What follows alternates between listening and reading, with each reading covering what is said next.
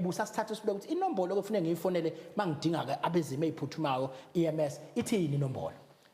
inombolo udinga uEMS ikhona kuthiwa national number yeah ngesikhathi sakudala beyi-10177 yes iyashintsha ke manje siyu 112 ngenxa yokuthi 10177 kusenza ingcoza telecom ezithiwa iqobo oh yes ngenxa technology ke nosimo selokhuzana se-technology ephucukayo ayisekho okay sekusenza ama-cellphone so uthatha i-cellphone yakho ngoba i-network ushaya 112 ayikhokhisi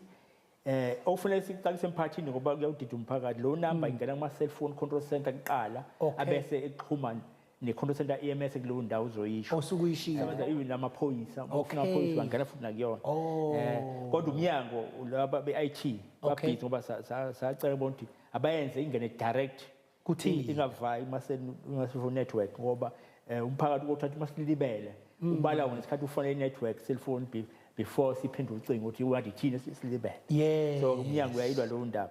base kufanele usho ukuthi ke ukuphi ukuze baqhuma amambulance